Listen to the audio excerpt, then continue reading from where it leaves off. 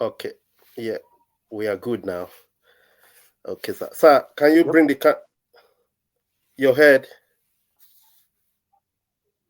Yeah, it's Like better this? now. Yeah, excellent, sir. Okay. All right. Okay. So, welcome to the Tunji Offeyi show. And Thank without you. much ado, today we've got a wonderful guest. His name is Nze Ed Emeka Keazor. Thank Nze you. Ed Emeka Keazor, welcome to the Tunji Offeyi show. Sir, we Thank would you very like you to much. introduce yourself for our viewers.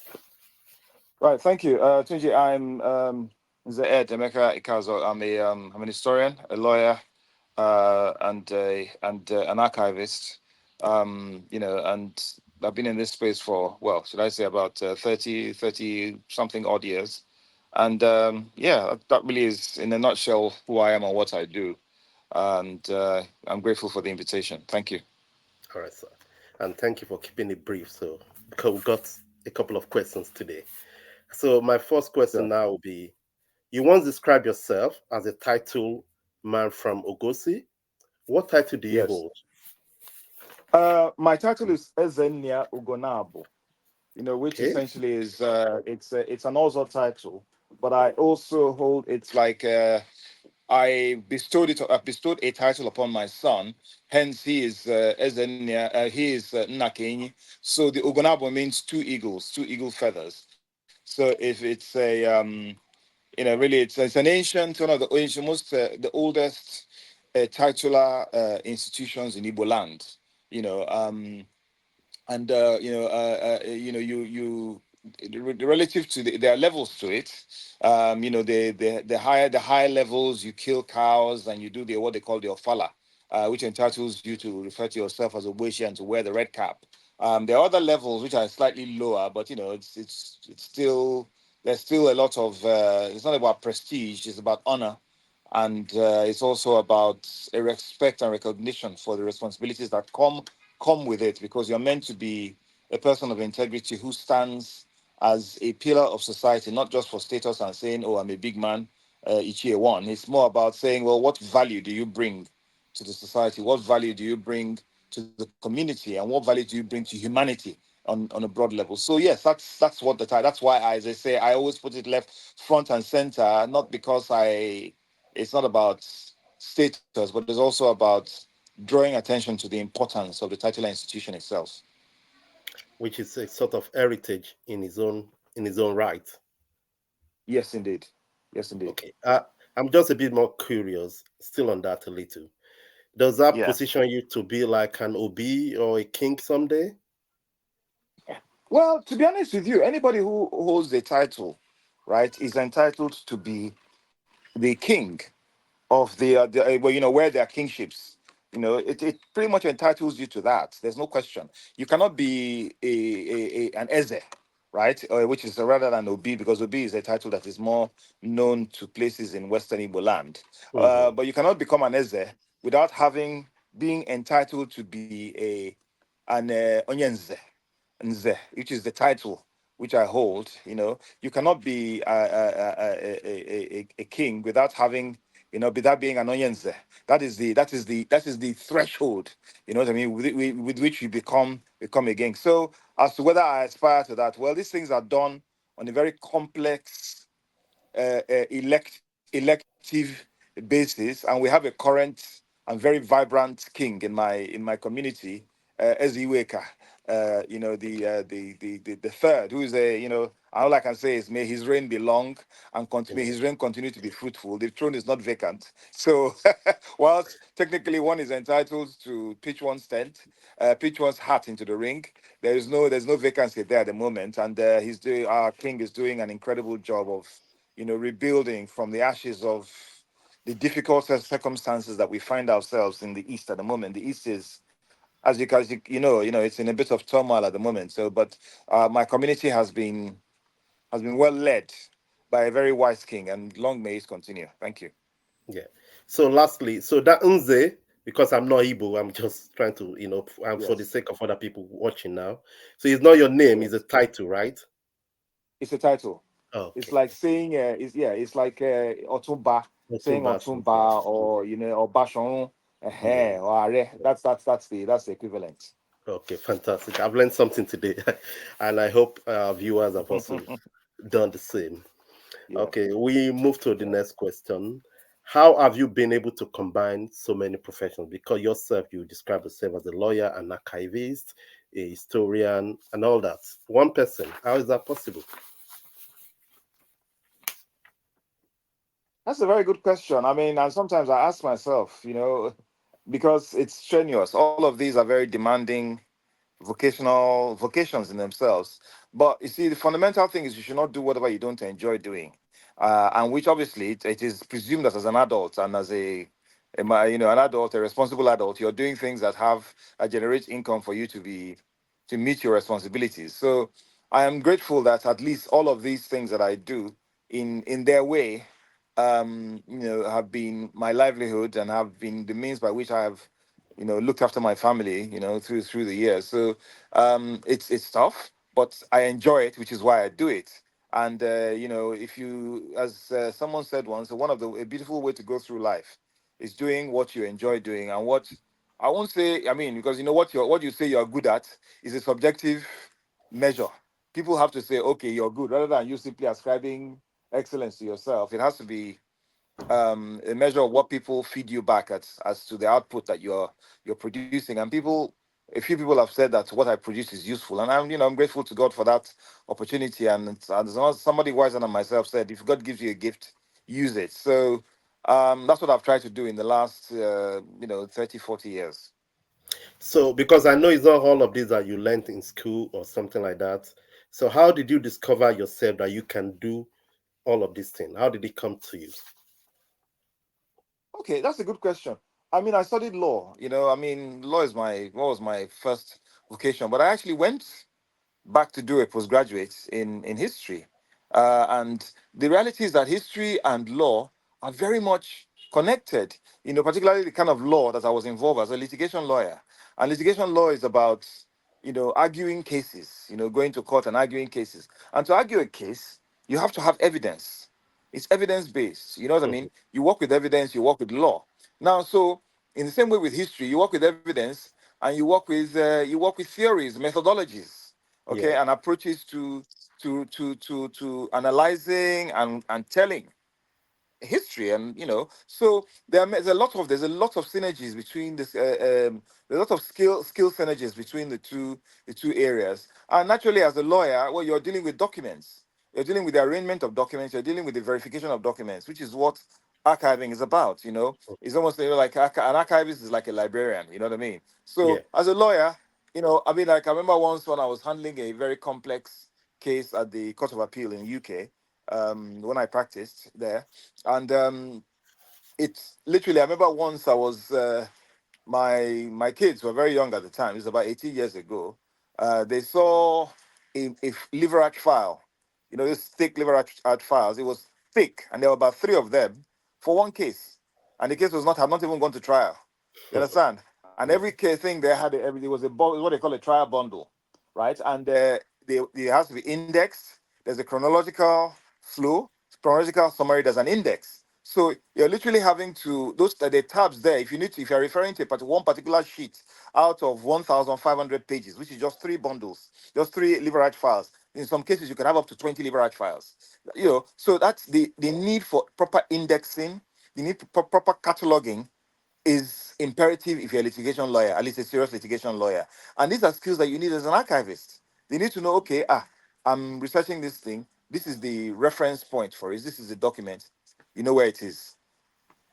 And then you store it. Keep it accessible, because you're working on another case in another 5 years. You're like, well, about 5 years ago, we worked on this case and this thing is relevant. Let's go back and refer to it. So all these skills are interchangeable. And they're very, very, I mean, none of them, I don't take any of them lightly. I never took my practice of law lightly, still don't. Even though I retired, well, I'll say semi-retirement, because I'm still a partner in Rose and Berkeley Chambers in Lagos, commercial litigation firm. And I still do quite a bit of work, but not full time, not anymore. You know what I mean?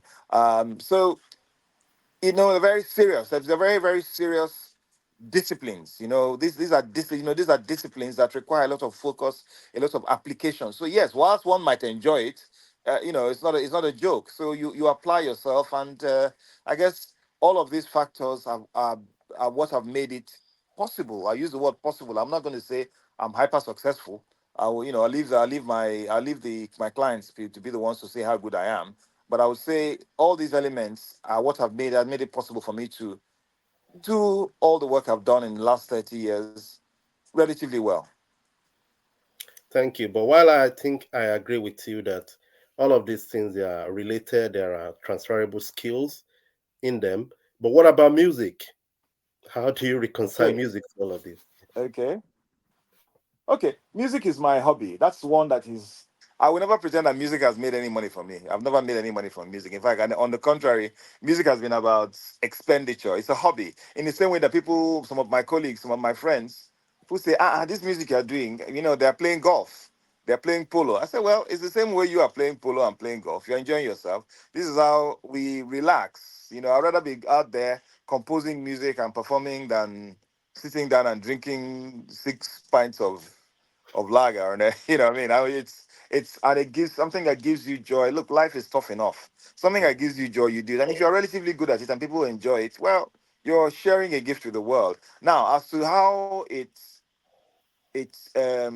segues into anything else I'm doing, the reality is that as a litigation lawyer, you're performing. You're performing. You're a performer. You're going because if you want to go to before a judge and you are simply just reeling off facts in a monotone version. I mean, there's some lawyers who are not performers, who are very good, but it helps when you have a sense of delivery, a sense of the thespian, a sense of the dramatic, of the flair. If you look, I've had cases where the not even examination of witnesses, which is a fairly interactive process, where you're addressing the court on points of law, where it could last as much as 6 hours. So it helps when you have a certain bit of you engage the judges. You engage them. They feel engaged with your delivery, with your address. But without denigrating or devaluing the quality of the work you're doing, of the address itself. So it helps when you have a little bit of engagement. So in a way, they're still interchangeable. They're still intertwined in some form, although a bit more tenuous with music. So are you saying that there's a bit of showmanship in that type of practice? You know. There has to be. I mean, come on, there has to be. Some of the best lawyers were showmen, but obviously with limits. You're not going to be Yeah. dancing around the court. But with naturally with a conservative profession, but there are boundaries, there are limits to which you can. There are little allowable limits where you can introduce some flair, right? Mhm. Some You flair, prefer that some word? Yeah. charm. You know what I mean? Yeah. And gravitas. Yes. You have to look, you're dealing with human beings. So whilst you're convincing them of the law, you still have to convince them, they're more disposed to listen to you when there's a little bit of charm involved. But no, charm can never replace substance and knowledge. You know what I mean? But at least it helps that the knowledge part and the substance are the starting point. The the icing on it is your ability to engage. I mean, there's a guy called George Carman. George Carman, his nickname was Gorgeous George. It was a QC. Well, he would be a KC now. George Carman was one Mhm. of the best lawyers I've ever encountered. I used to many years ago. I used to go sit down and watch him. When you could still do that before the elder terror alerts made the court inaccessible to people. But you could sit down and watch him, and he wasn't. He was an Englishman, naturally a middle class Englishman, but there was Mhm. certain flair, and dash and panache to the way Mhm. he delivered, and his knowledge of the law was exceptional. So first of all, you have to know what you're doing, though. You understand before you start to bring drama, because if you bring drama without knowledge, the Substance. judges can smell you. In fact, they're almost like, how sharks can smell blood from about Yeah. In 50, the 20 sea. miles away. The judges can Yeah. smell a desperate, ignorant lawyer. Yeah, Thank you for that. Yeah. So that's it. let's go a bit deeper into showbiz now.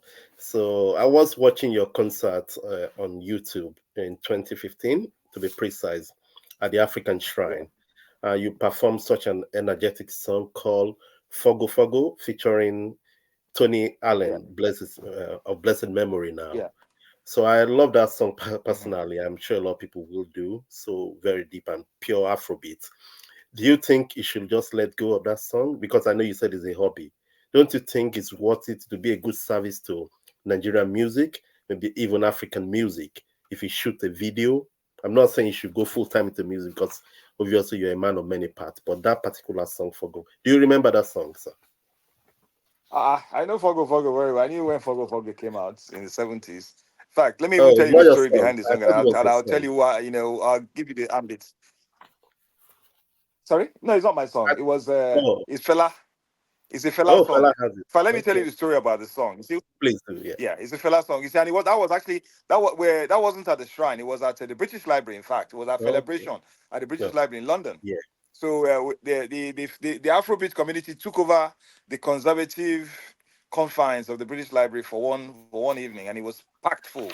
Now the song really came about. I think it was about 1974 or so, 73 or 74. When in fact before 70, because I think that was before Kalakuta show. Really, there was this, Mushi in those days. Mushi has always been a very exciting area with all kinds of wonderful people. Some roughnecks, some gentlemen, but there are a lot of roughnecks. Now there was this chap called George Aloma, and Okay. George was on the, what they call, in Lagos they call him Alagbara. George was an area strongman, so to speak. Mm-hmm. So apparently they had fought at the shrine and broken a lot of bottles and broke. You know how it is when they want to fight, they deploy Afraid to go broken to bottles yes. as they do. Yeah, so that they deployed it, and then beer was all over the floor, drinks all over the floor, carnage everywhere. So they were banned from the shrine. So they started throwing so in anger, they started throwing more bottles in because it was an open space. They were throwing bottles inside. So fella was singing, kwe fogo fogo Benny, where fogo leke pate. Well, the way you've thrown bottles on the floor. Say, please Clap clap for for yourself. yourself now. Yeah. I bought beer. And the lyrics were Mora beer, temu, Mora stout, temu, emu, tefi fogo sile, tefi dagbe se simi lorun. Ile mo means the ground is shining because there was drinks all over the floor. I bought you drinks and I bought drinks for you, and then you still put me in debt. So, that's just typical of Fela. He basically composed that song off the cuff. And it's one of my favorite songs because it's not usually done by a lot of, it's not by a lot, most cover artists don't do it. And that's one of the reasons why I chose to do it for many years ago because I've been playing with Dele Shusimi for about 21 years. So I Wow. told Dele, look, I really need to do this song. And Dele was like, yeah, wonderful. We haven't done, that song. He hardly hears it anywhere. And then it was quite fitting that I could do it with the man who played the original drums, Tony Allen himself. Because when you listen Mhm. to the original song, if you check it out on YouTube, you listen to the original. I mean, Tony Allen's drumming I on the will. original was, oh my goodness, it was out of this world. So I mean, I don't even think that performance does justice to the original. You know, Okay. and that's no disrespect to anyone. I don't even think. I mean, it's more like an indictment of myself. You have to listen to that song. The original is one of Fela's best compositions, and I'm not saying a lot because Fela produced a lot of gems. So yeah, that's the story behind it, and well, that's why I can't reproduce it or do a I video see. because I see. it's Fela's song, and to reproduce Fela's music, they it's not as to deploy a Lagos or Nigerian phrase. It's not beans. It's Yeah. not, yeah, it's true. And at least it's good you've clarified for us. And I'm also happy you've been able to, but I think that that's also tie into every other thing you do because you're able to research and say, okay, this Of particular, course. some people don't even know much about it. So let's do this, something like that. So it's Yeah. good, but I really enjoy it. I hope viewers too can check it out. Myself, I'm going to check out the original. We learn every day. I think that's also part of the beauty of having guests like you, so we can share knowledge. So I was actually going to ask you to sing because anytime we have a musician, but in your case, I was having doubts. I said, okay, a bit of a serious lawyer. Is it going to be all right to ask him to sing? I'll let you decide Uh, that. No. no, I've already sung, my brother. I beg you. Okay, yeah, I've already sung some Fogo Fogo. So fair please just enough. manage Yeah, it. Thank that's you. come Thank you very naturally much. anyway, so that's fine. Yeah. Okay, so thank you. So let's get the interview is going to get a bit more serious now, a bit away from music. So, you were talking about 1966 coup? I think you've talked about this a lot. If you have not also written about it, do you think there are a lot of people of the school of thought that they believe that's where the problem starts? Everything we have in Nigeria today. Do you share that assumption, sir? That's completely wrong. In fact, the 1966 coup was a culmination of everything that was wrong with Nigeria. But then by extension, it now created its own hydra-headed monster. So it was the culmination. It's as if when you have a glass that is on the edge of a table, and then the table is shaking, right? And then the glass now falls with water in it, and then it falls down on your carpet, soaks the floor, soaks everywhere, causes electrical damage because it falls on electrical, like a chain reaction. So everything was normal or ostensibly, but then that tipped it tipped the scale. But then there was a vibration that made that thing fall. Let me tell you where the problem started. The problem started from the colonial era when you cobbled people with different ethnic backgrounds and cultural backgrounds together as one nation. And I say this not because the question is like people will now say, "Oh yeah, is he a separatist? Is he a nationalist?" No, it's a historical fact that you coupled people from the Niger Delta, the Kalabari and Ogoni people, and maybe the Ijaw people, and coupled them together with people from the west of Nigeria, who they may not have encountered before, though sometimes some people often allude to the fact that the origins of some of these ethnic nations come from Yoruba land or wherever it is. But the reality is that you don't couple them also with the Kanuris and the Fulanis, who didn't necessarily want to be in a nation with the rest of us. I mean, fair enough. But then you put it together. What did you do to ensure that this unit was workable culturally? Now, even contrary to that, the colonials instituted a divide and rule policy. People were made to feel separate from each other because they are being united against the common foe was against your interests, your extractive interests. So, there was no provision, there was no real attempt to create a nation, and that was where the problem started. And apart from that, I mean, let's want something that should give you an idea as to the colonial intentions for the proposed nation state.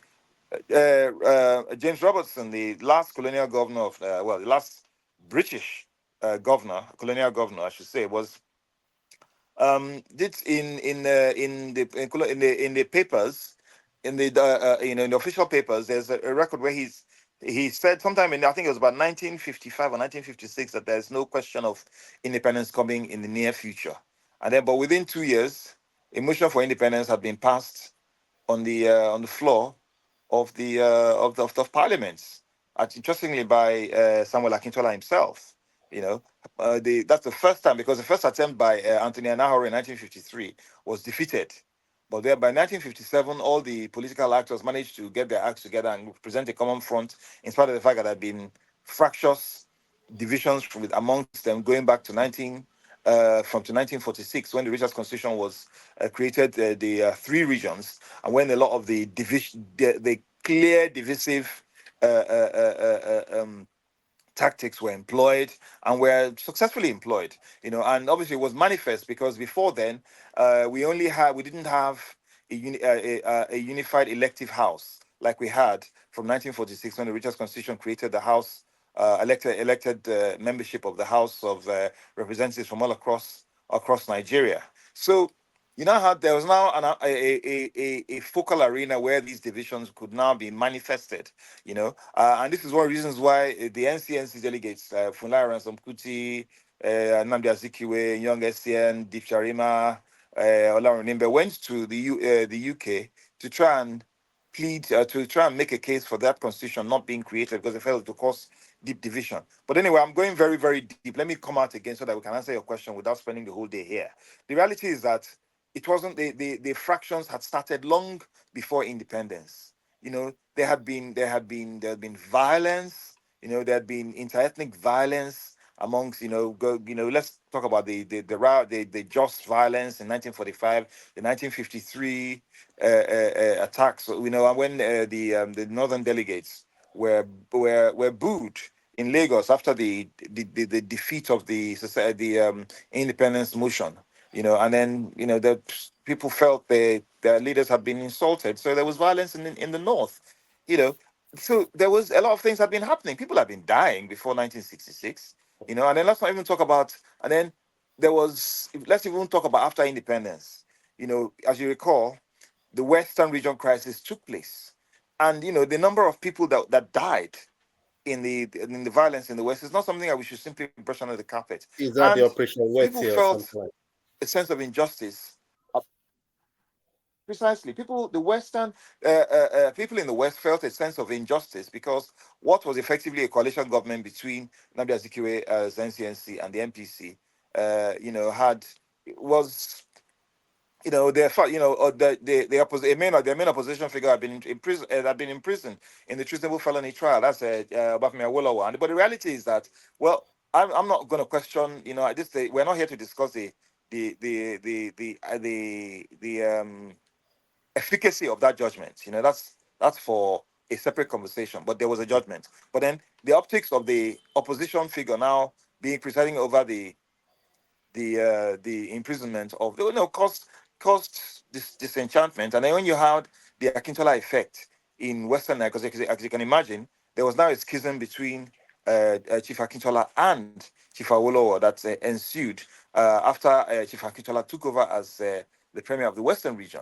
Now, obviously, the elections, which were now meant to correct for at least members of the action group supporters, are going to correct the ills caused by the schism between a man who the West was loyal to, Chief Awolowo, and his erstwhile ally and now adversary, Chief Akintola. And let's not lie, the election itself was fraught with problems. So it caused, it caused rioting, and when people feel disenfranchised, almost like it had boiled over.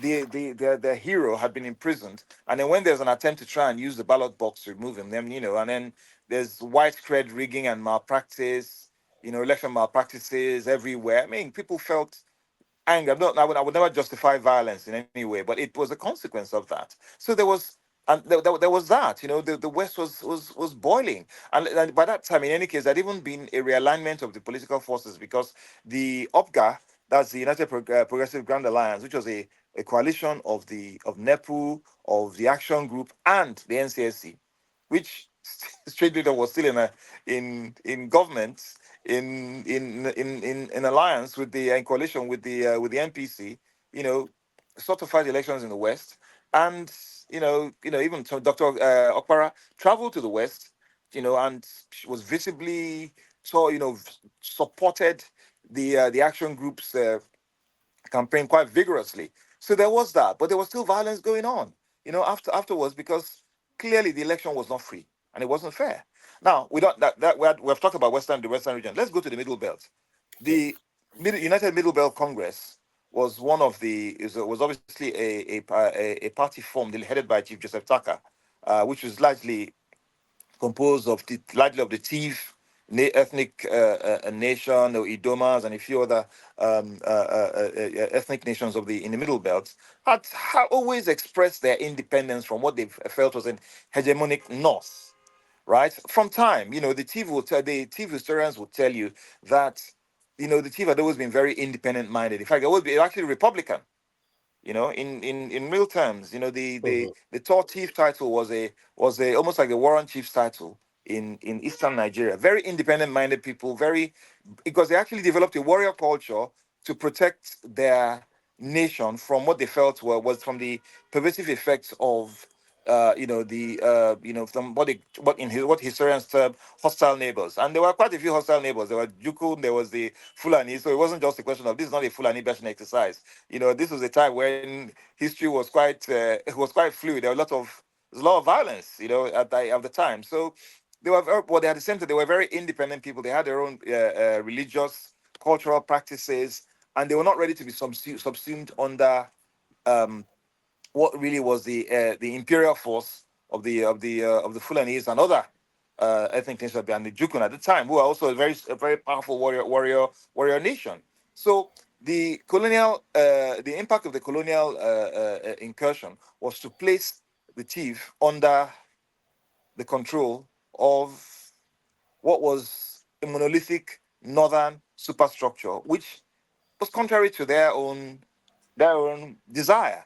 And the Tiv riots, as a friend of mine, they said that the annual Tiv riot of the 1960s was a known fact. And in fact, the 1964 edition, there was a lot of violence, and there a lot of people were killed. So nobody can tell you that this was that 1966. No, 1960 was simply the tipping point of the bubbling cauldron. You know what I mean? When something is bubbling, is sparking, and then eventually the thing now tips over. That's what happened, And so, it was unfortunate because let's be honest, I don't even want to talk about the 1966 coup plotters because it was a big mistake, a horrible tragedy. You know what I mean? Whatever misgivings anybody had about the politicians at the time, assassinating people in their beds was just not the way to do it. And unfortunately, as I said, what it did was to create further schisms that we have not recovered from till date. We have, you can paper over a sore. You can, if it's not healing properly, if you're not healing properly, the slightest stress or major stress, if depending on how they say that we can cause the wound to rip open and even cause deeper inflammation or deeper tension. And that's what happened. It was a very, very bad move. And then the July 1966 coup was no better because the entrenchment of impunity, the impunity of violence, became almost a cultural artifact of the Nigerian nation.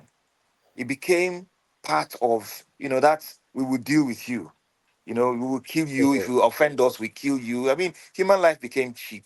And the succession of coups we had thereafter, some very violent, and the coup attempts also, some less so, it's pretty much like an entrenchment of this. And of course, it wasn't unique to Nigeria because let's not forget at the time in Africa, there's a lot of coups happening.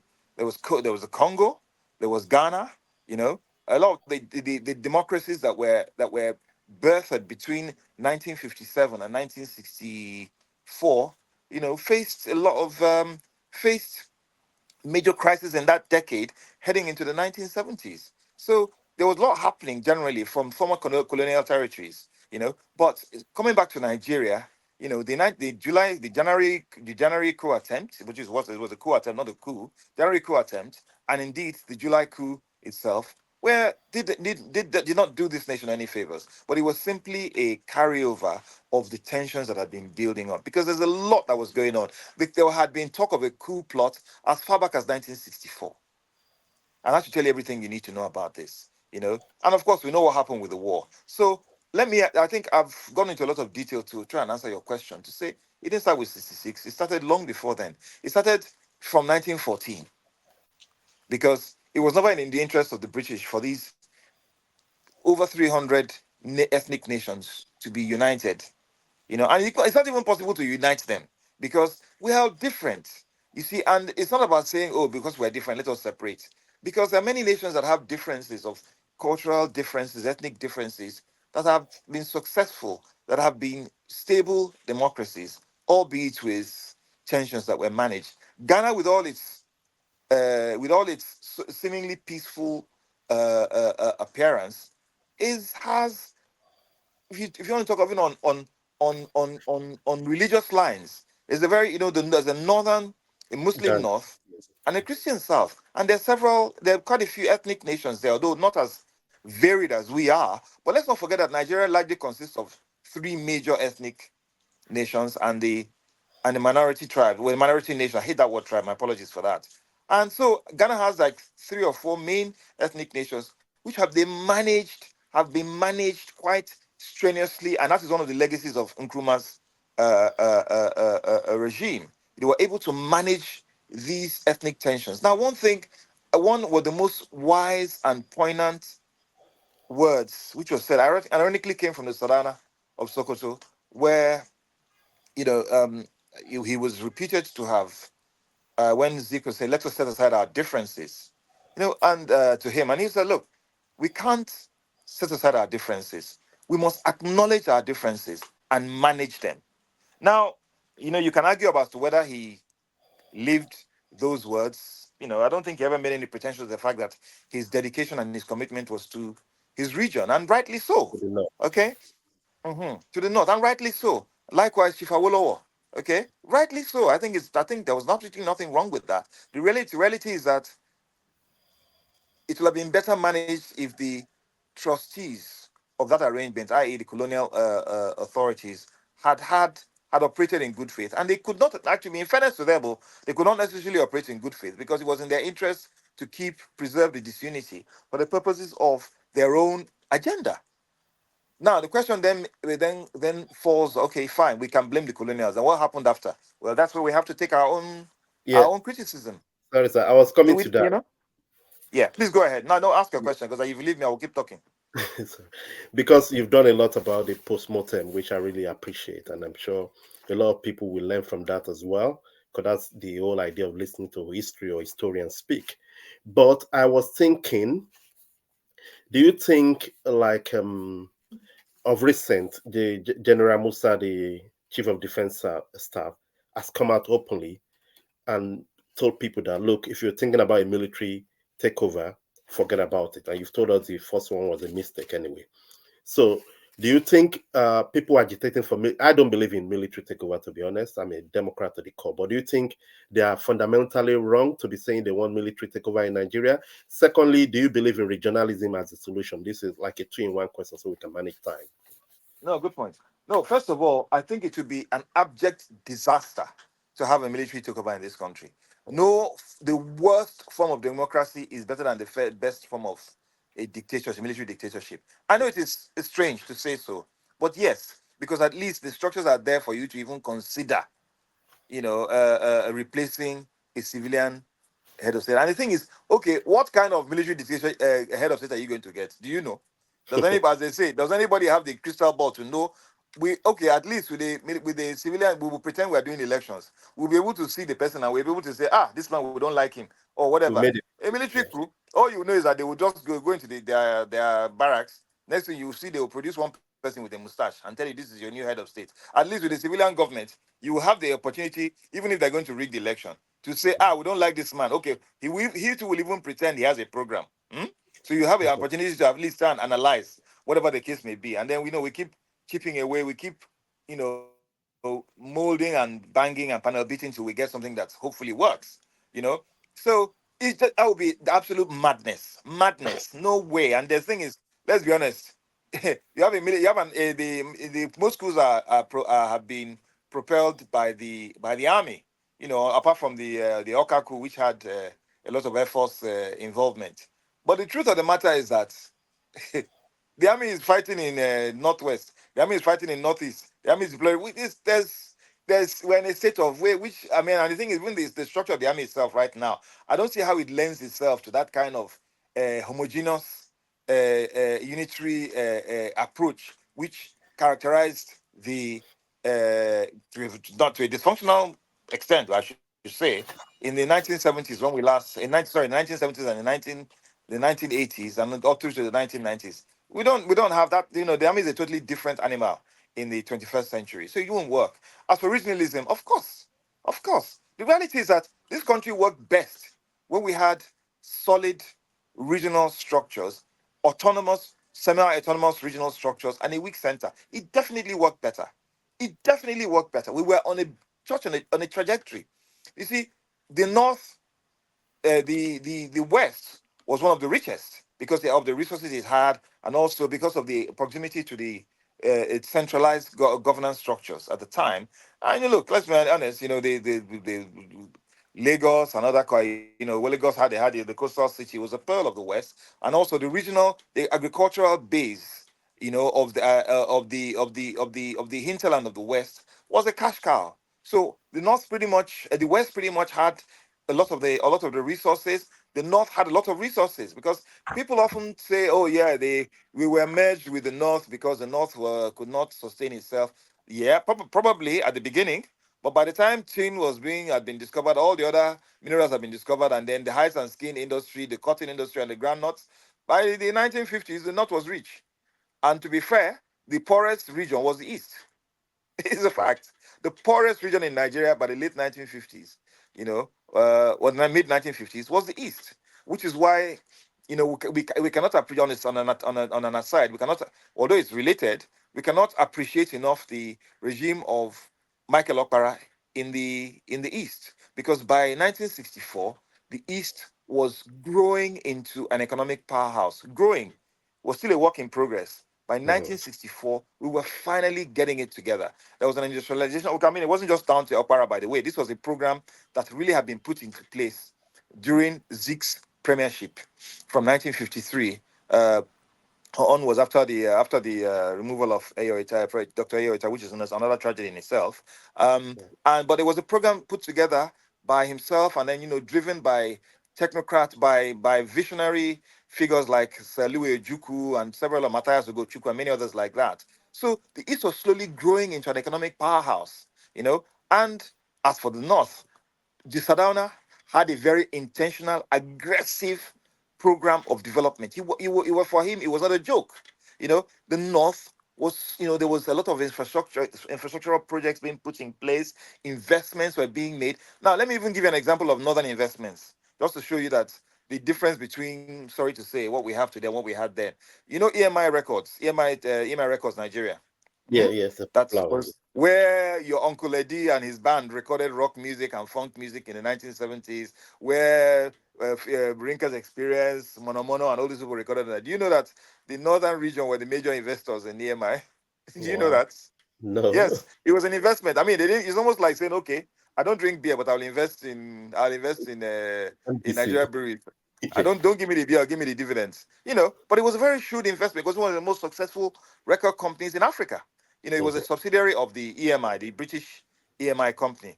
Okay, so there was a lot of a lot going on. But let's not also forget that there were a lot of political crises brewing at the same time as this, aggressive economic development. And at the same time, I must also say that Nigeria began to operate a deficit economy from 1956.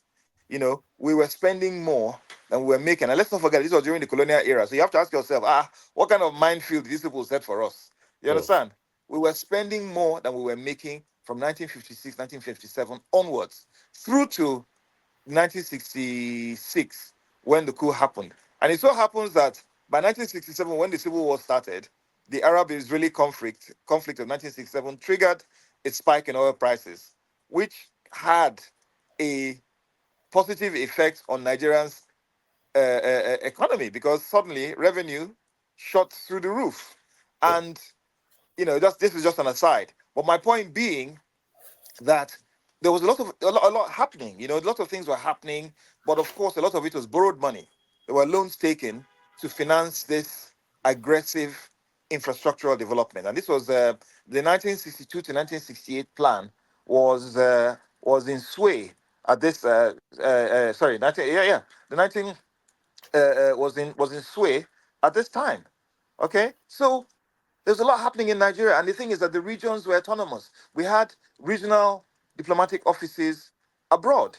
The northern region had their office in London, the same way the east and the west had their offices. I think the west was Dr. Mr. Okoro Dudu, and I think Kashim Ibrahim was in London. Whatever, at one stage, After Press was also in London. If I'm not wrong, I stand to be corrected. But anyway, they were actively. It's almost like your state now, Edo State, having a diplomatic office or an office in London and Washington, dealing directly with investors, dealing directly with the prospective businesses. Mhm. So, and at the same time, there was a different mindset then. But the reality is that I think it is possible because I'll give you an example of a workable system. I mean, sadly, we lost. Well, should I say the West lost Dikwa Famakinwa, who was one of the proponents of the Dawn Yeah. Commission, which I was follow. really a very, very, very cerebrally packaged, positive drive towards a united regional front for development. Not about, politics was not the focus. It was about how can we develop our region. Mm-hmm. We are many states, but where there are many states within the former Western region, now fragmented into several states. But we have a common purpose, which is the development of the broad territory. So this is what we're talking about, and that is why regionalism can work. That's why regionalism is the way forward, because really it's about saying, look, because many of these states are not viable. Let's be honest. Many of the states we currently have are not viable. Now, I know it's easy to suggest solutions. I know that, I mean, how on earth we're going to decouple, we're going to, should I say, uh, uh, uh, compress, recompress states that have grown used to their so-called Identity. autonomy, even Yeah. though they may be unviable, is easier said than done. I'm sure there'll be lots of protests that can even you'll even create more problems with that. But Mm-hmm. then, could there be a case for confederal units consisting of these states Mm-hmm. with regional autonomy to a very large extent? But that's a constitutional question, Yeah. which unfortunately we are not shown that we are ready to engage in. That's restructuring, that the R word. We have not shown that we're ready, because right now, and I can probably even see with those who are thinking, okay, let's slow down. We're dealing with a lot of, look, Nigeria is at war. Let's be honest, because the Boko Haram war may have ceased in comparison to that, ebbed in comparison to the violence in the northwest. But look, if you have a situation where there's a guerrilla war going on in the northwest of Nigeria and several parts of the north, we're at war. Okay, and it doesn't seem to, and then even in the east, it may be to a large extent, it may not be as pervasive as the North, but there is this state of violent conflict in the East now, in pockets, in guerrilla pockets, that is a cause for concern. And so the nation is in crisis. So is this the time to be making those moves? Maybe not. But is this a conversation that must be had, and real, honest, adult solutions put forward by people who actually, by well-meaning patriots. I know it's a cliche statement, but it's a fact. By well-meaning patriots, as to the way forward is important. When will it happen? Will it happen? I honestly can't tell you. So I think I've answered your question, and I've even taken it forward. But I really cannot give you a definitive solution. But is that the way forward?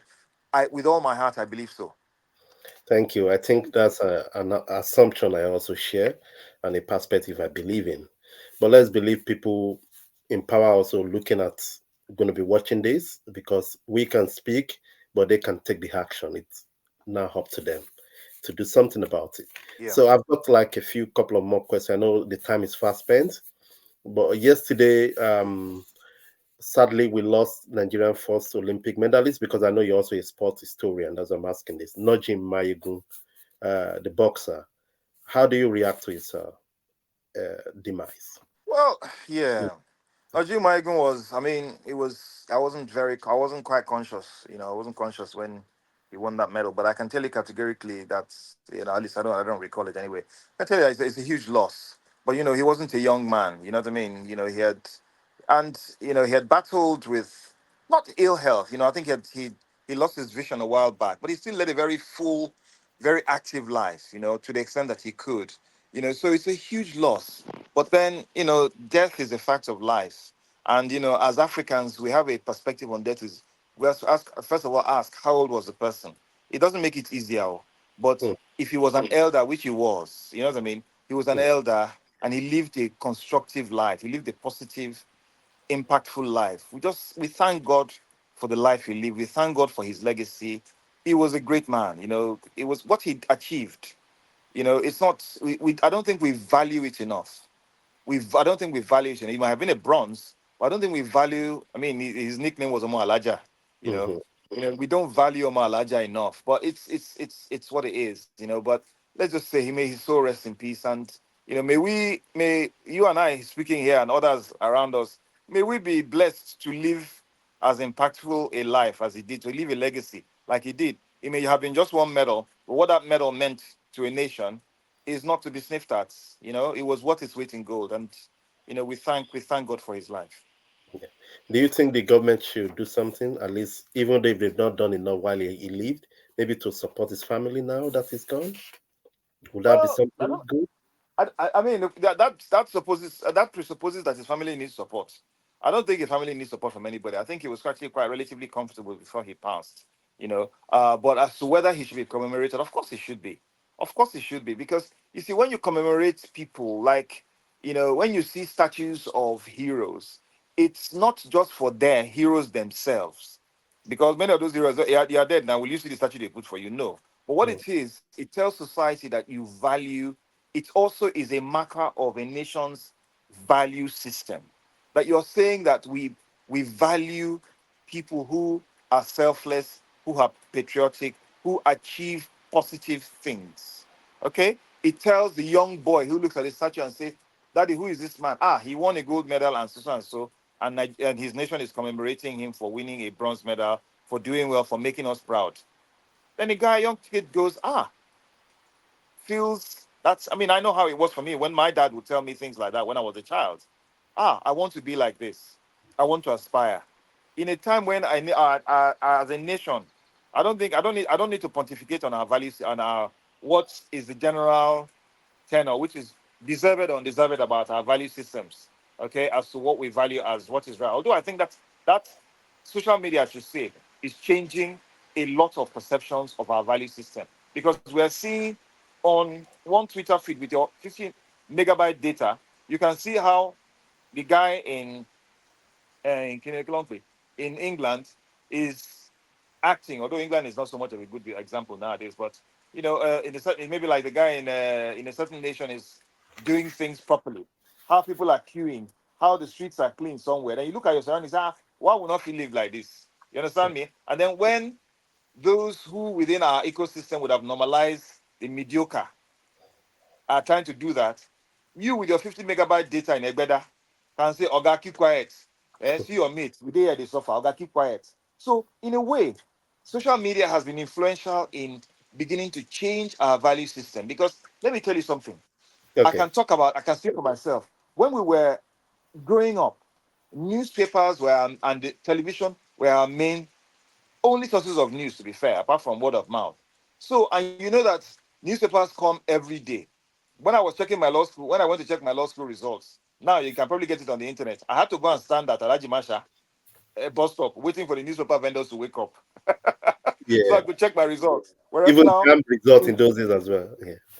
precisely. Yeah, you have to go to Hawksworth Road and stand there, after with your Bible and your chaplet in one hand and checking the results. Now you can get it on the internet. News travels quickly. All right. So now, if one of our leaders are trying to justify the mediocre, you can use as a frame of reference. But Yawa Oga, this is how they do it in Ghana. Ghana and Bibai. See how they are Mm, doing this, see how they organize. You, Nigeria, big for nothing. You know the kind of things they say on social media, all right? yeah. So that in itself is a sign that there is a shift in the appreciation of value system. But the thing is that hunger is also another inhibitor of us really claiming a true shift, because at the end of the day, when you're hungry, you subsume those higher instincts that we're trying to pursue. But the reality is that there has to be an intentionality. There are certain things that people cannot argue about. You cannot argue about the contributions of an Omo Alaja, right? Because Omo Alaja did not steal a ballot box to win an election. He Mhm. did not cheat to win a bronze medal.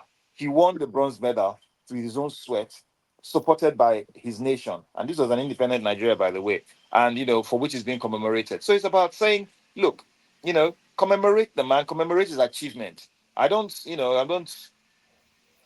I'm not speaking for them, but I Mhm. don't know if the family need any kind of support. But Yeah. certainly, the support that would be appropriate and imperative is making them feel that he was loved and valued by his nation, that his contributions to his nation were valued, that he mattered.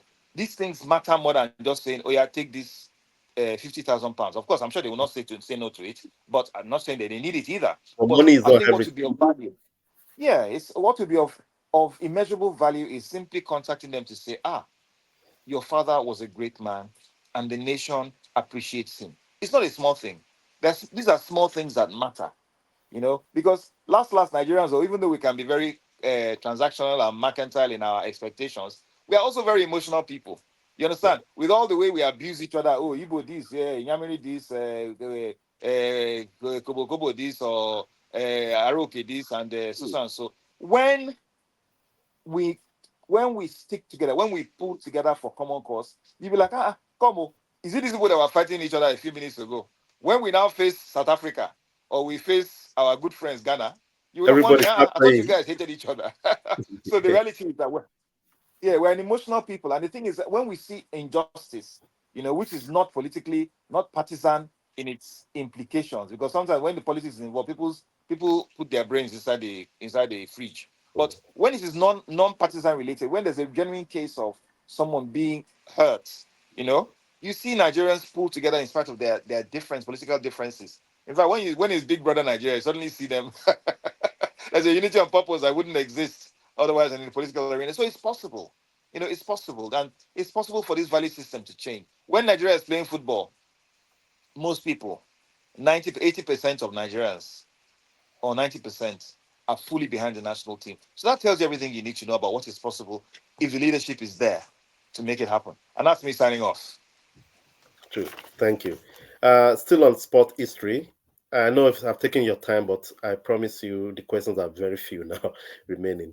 Uh, what Yeah, sorry, informed because I have to log off in the next 4 minutes because in the next four so if minutes? you don't mind, but yeah, Okay, let's just summarize everything then, so that yeah, because I wanted to know what informs your writing of the book, Federation Cup, and then your talk coming up for Kimon. How is that going? And if you can just wrap okay, up all this and that we can just end the interview. I think we cover a lot no of ground. problem. All right. Yeah, I was commissioned. I mean, basically, right? I got a call from my good friend Obi Asika, who was like, the because we've been a partnership. We already have a part of partnership, business partnership for a few years. I've been working on his father's biography. He was like, "Are you able to put together a compendium for the Nigerian Football Association for the upcoming Federation Cup?" So I think they wanted me to put together a um a short compendium. It's like a brochure. Poor guy. I went back to my because I just resigned from my job with the as a legal specialist at Age UK, so I had a bit of time. I was trying to start going to self-employment. So I put together within a matter of 2 weeks. I put together a book and I sent it to him. He's like, oh boy, we only asked you for a compendium, but you've written a blooming book. I said, well, what is worth doing is worth doing well. I said, I'm not even finished. In fact, I even want to add more. So before I knew, because it was a subject I knew a lot about, because I was talking about a subject, like part a history of which I witnessed parts, like watching football matches from matches in the late 1960s through to the 1990s in Lagos when I came back to Lagos. So I knew quite a bit about the Challenge Cup as it was called and the Federation Cup as it's called now. So I could speak from memory. I could also speak from research, which I'd done. So yeah, that was it. And I'm actually very proud of that book because it was the only the second book I ever wrote, and it's the one that it's a very well referenced book. There are lots of references, lots of Mm, research papers yeah. have been written. I have lots of theses. I've cited it over the last 12 years since it was published. So yeah, that was informed. I'm very, very, very proud of it. Kimon, yeah, which really was another work I'm proud of. It's really one of my lifetime desires to make a film about the music that informed that surrounded my childhood and my growing up. And it was equally well received. It cost me and my wife and I basically were behind it. It cost us a lot of money. Personal monies. As I say, we're pensioners, but we were dipping into our pension money to make this film as a labor of love and a big question. We know, look, you made these kind of films, you're not going to get cover from anybody. You're not going to make money from it. But we did a good job of telling the story, and the feedback has been incredible. People have really been emotional about it, and that's what informed our invitation to tour theaters in the US, starting with Houston on the 19th of October, and by the grace of God, we'll be moving on to other cities from then on. So yeah, I'm looking forward to that, and I hope every people will join us on the 19th of October at the Match Theater in Houston, Texas. Thank you. And lastly, your parting shot for Nigerians listening to a historian like yourself. You know, All I'll say is that, yeah, yeah. Look. You are right now, as you sit down in front of your phone, watching this thing or your laptop, you're witnessing history all around you. Not from me, but all around you. You're part of history. You're part of an historical narrative being created. You're part of a broad historiography being studied. You know, be mind just just we're all historians. Record your present, recall your past, and document it. It's absolutely important because that is one thing. You can give your children money, you can give your children houses and land and everything else, but a sense of self, a knowledge of self, a sense of history, narratives. My elderly father is here with me, very old and everything else, but we're having conversations that are every day. Whenever I come into Nigeria, I bring him to my house to come and sit with me, let me look after him, and let us talk. He enjoys talking to me and sharing his history with me, sharing stories with me that I would not find in any book.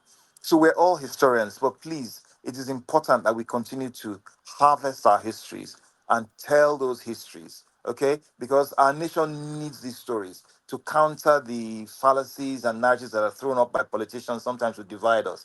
We need these strong stories, and also to counter the narratives from abroad which seek to denigrate and devalue our own essence and narrative. So please, you know, never forget your history, never stop documenting and retelling your histories. Thank you.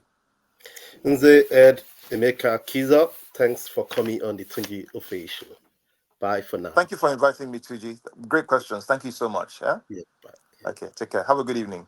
You too, sir. Okay, bye. Bye.